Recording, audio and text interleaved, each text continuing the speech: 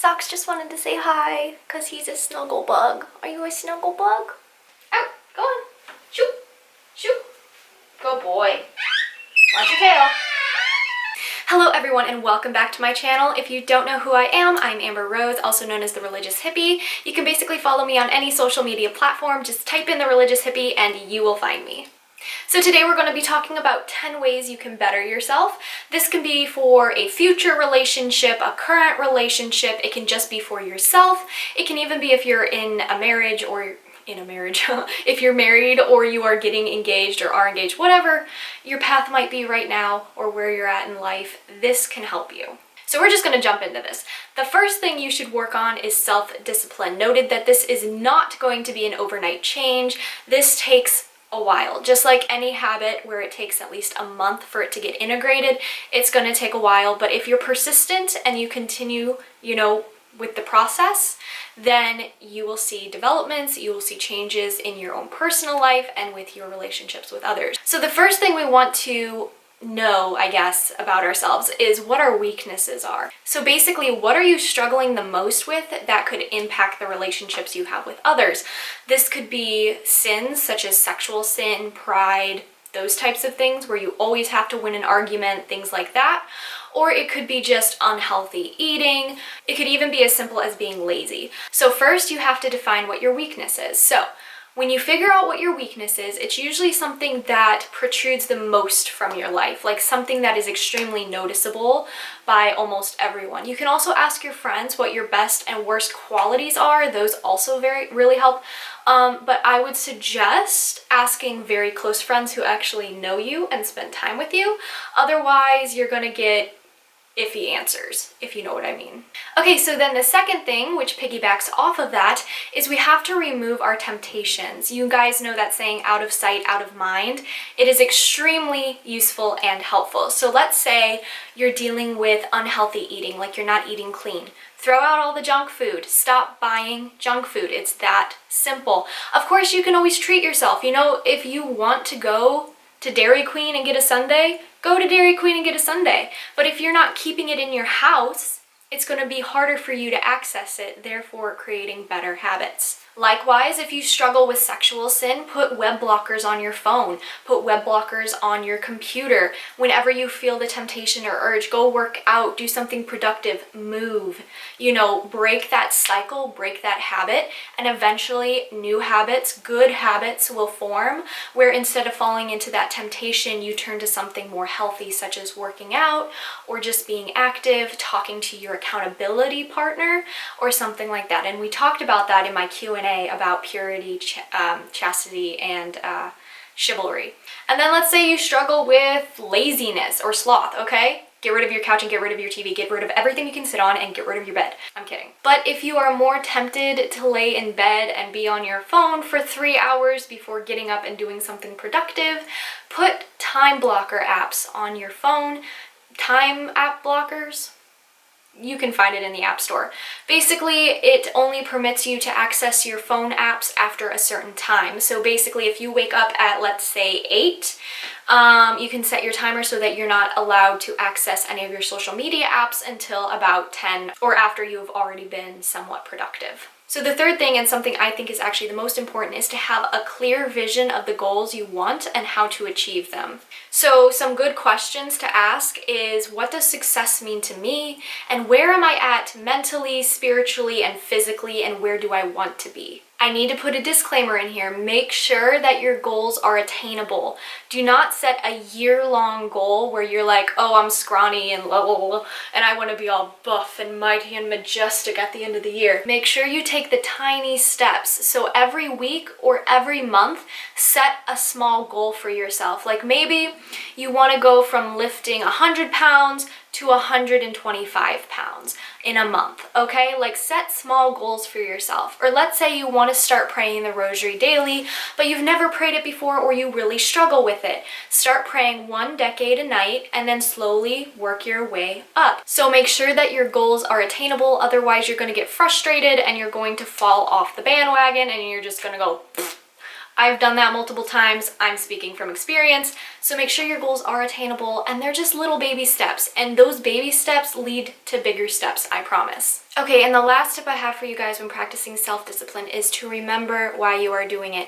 While doing self-discipline, it can be extremely draining and frustrating at times. So it's really important that you remember why you're doing it and you keep that goal in mind as you continue throughout this. Remember, it does not happen overnight, so have patience with yourself, and if you fall off, it's okay. Just get back up, get back on the bandwagon, and continue. Okay, so the second thing you can do to start bettering yourself, bettering? Sounds like buttering. Butter. I only had 1 cup of coffee today, to be clear, so I'm fine. So the second thing you can start doing is start a good prayer routine, like a solid prayer routine. Now this should include morning and evening prayers. My prayer routine video is linked below if you want to go check it out. Keep in mind my prayer routine has been built up over multiple months, so it is a lot longer than basic prayer routines, but you can obviously implement some of those prayers into your morning or evening prayers. So your morning prayers can be simple as a morning offering, and your evening prayers can be as simple as an act of contrition and a thanksgiving prayer. Now, of course, you can always expand your prayer routine by adding the Rosary, the Divine Mercy Chaplet, the St. Michael Chaplet, a novena, a devotion, whatever it might be. And if you want to start praying the Rosary and the Divine Mercy Chaplet but are a little lost on how to do that, you can follow along with Relevant Radio. Their Divine Mercy Chaplet is at 3 p.m. and then their Rosary, their family Rosary across America, is at 7 p.m. and this is Central Time. Another great routine prayer that you can add into your prayer routine, that made sense, is going to adoration or attending the Vespers by your priests, if your priests do the Vespers and they stream it. If not, I got you covered. My church does stream their Vespers and everything like that in their Rosary, so I will link that below, their YouTube channel, if you would like to follow them and follow along with those. I think they're just really beautiful and really amazing, and normally I would attend, but they are at 6 a.m. and sometimes it's just not realistic for me to drive all the way there. But it's beautiful, and I highly suggest you guys integrate it into your prayer routines. Okay, this is number 3, and this doesn't technically have to do anything with Catholicism, but it is just as important. And that is, how do you manage your money? I feel like nowadays finances is one of the biggest issues surrounding normal families, individuals, like just in general, everybody is affected by their income and finances. So it's very important that you understand how finances work. So here's some questions I would ask myself. Number 1, do you know how to spend and save properly? Number 2, do you know how mortgages, 401ks, and bills work? Number 3, do you have a job or are you in college for a job that will pay the bills for either you or your family in the future? Number 4, do you have any debt and do you know how to pay it off and how much? Number 5, do you have a credit card? If so, how is your credit score? Now, I don't expect you to know all of these off the top of your head, but if you have a family member who is able to discuss these things with you and to teach you how to do it, that is awesome. I have my dad who's really great at all of that, and also my mom. But if you're a little lost and you don't have a family member like that, there is tons of information on YouTube and the internet in general, so don't be afraid to do research or to ask somebody, even if it's not a family member. Maybe it's just a trusted friend or something like that, or a friend's parents. Just, you know, get as much information as you can, because finances are super important and super helpful to be able to be confident about. Okay, so now we're back on track with Catholicism. So number 4, try to imitate Our Lady and Saint Joseph. So this can be super helpful for both men and women. I think this is great for people who want to be in relationships or who are already in relationships. And basically, guys, you can obviously meditate on the life of Mary, and women, you can meditate on the life of Joseph to better understand your spouse or your significant other, and vice versa. You know, you can study Mary, you can study Joseph, like, it's up to you. But I would say meditate on Mary's life, her resilience, her kindness, her devotion, her loyalty, etc. Like, just meditate on her life and do your best to really kind of implement her example into yourself and what you do, how you talk, how you act, etc. And same thing goes for Saint Joseph. You know, meditate on his life. You know, he was devoted to God and his family. He was the protector. He was the provider. So really, you know, meditate on his life, and then again, implement things that he did into your life as appropriate. Now, obviously, a really great way to do this is to purchase books about Our Lady and Saint Joseph. This isn't always easy because I know there aren't as many books about Saint Joseph as there is about Our Lady, And I personally have more books about Mary than Joseph, so I will show you those. But obviously you can always do the 33-day consecration to St. Joseph and to Mary. They have one for both. And I really want to do the consecration to St. Joseph since this is the year of St. Joseph. So let me get those books about Our Lady and I will be right back. Okay, so obviously these aren't all the books. I just picked out 3 because I think these 3 would be the most helpful. And that would be 33 Days to Morning Glory, which is the 33-day consecration to Jesus through Mary, which I think is amazing. And they have one, as I mentioned before, for St. Joseph as well that I want to do. The second book is See How She Loves Us, and this is basically an in-depth kind of stories and explanation and details about the Marian apparitions, which I think are amazing. And then the last one, which you guys know I am a huge fan of, The Imitation of Christ. Well, get ready for The Imitation of Mary. It's just as good. I absolutely love this book, and it really helps you dive in deeper with Our Lady and gain that connection with her, and therefore gaining a better connection with Jesus. So these are the 3 books that I highly suggest for you to start reading if you want to start getting more devoted to Our Lady. And you know, I'm going to obviously have more books, but I think I'm just going to do a book review video for those.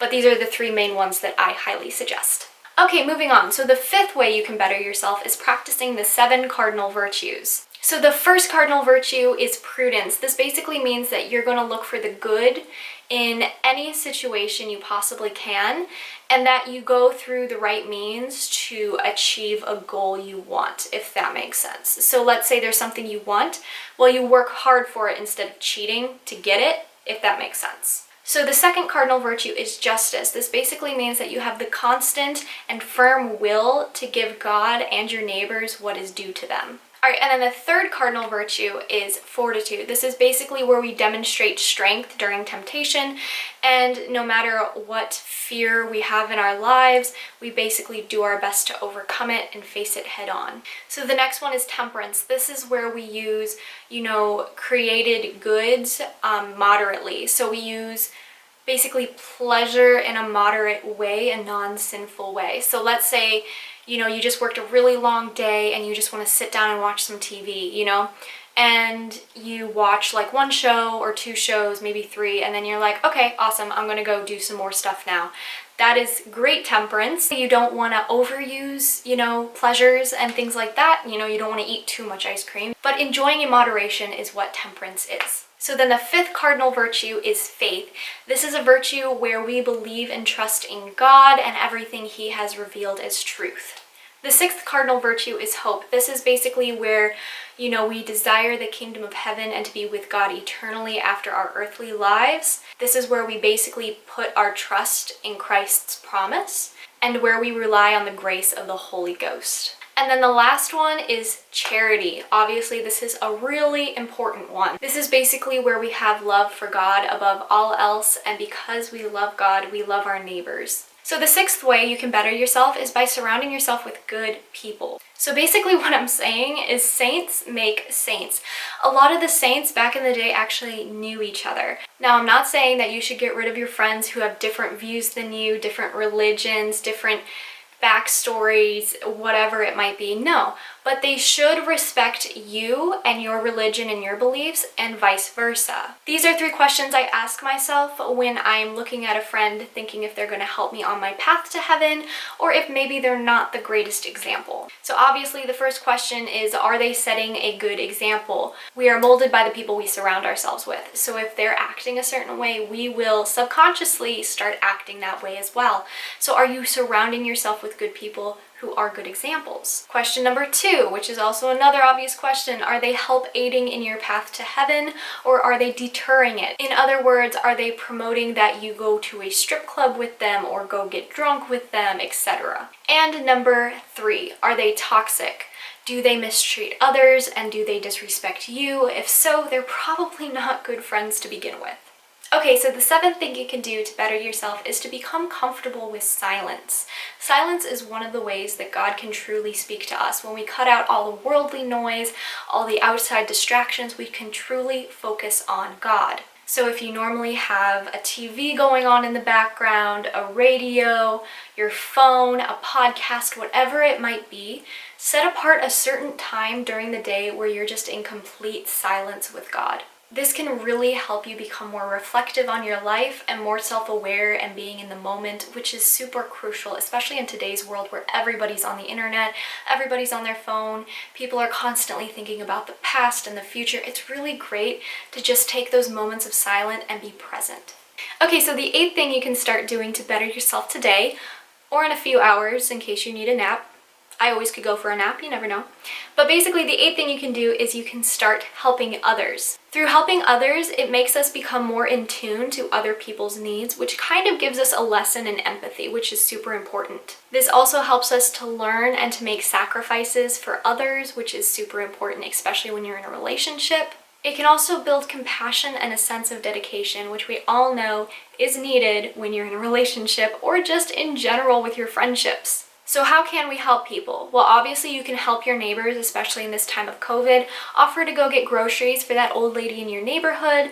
You know, give a cup of sugar to your neighbor if she needs it. Ask them what they need and then do your best to give them what they need if you are able to. But besides that, you can always help out at a local soup kitchen. I know some nuns who work at the soup kitchen endlessly, and they always appreciate volunteers or just even groceries to be dropped off. One of the two totally helps either way. You can also do something called Feed My Starving Children, and I don't know if these were shut down due to COVID. So basically, if they do still have that running though, get a group of friends together and go to Feed My Starving Children and help a community in a different area than us. Another thing you can do is you can pack lunches, or you can just pack clothes for homeless people that you see on your way to work or school. Please be safe about this though. If you are going to do this and walk around downtown Chicago or a downtown area in general, make sure you have a buddy. And I absolutely love my brothers and sisters in Christ who are homeless. However, we still need to be safe about it. Of course, you can always give to a local shelter. You can give them socks, shoes, food, etc. I know that usually toiletries and all of that are in high demand for those shelters. You can also either volunteer or donate to a local crisis pregnancy center, which they are always in need of help. Obviously, the mothers need help just as much as the babies. So don't be afraid to donate or volunteer and help those mothers in need. And of course, the last thing you can do is you can help out at your parish, whether they need help cleaning, remodeling, maybe they just need ushers or something of that nature. Volunteer your time to your church. You won't regret it. Okay, the 9th thing you can do is get your own hobbies. Personally, my hobbies are drawing, painting, horseback riding, hiking, baking, gardening. Did I say embroidery already?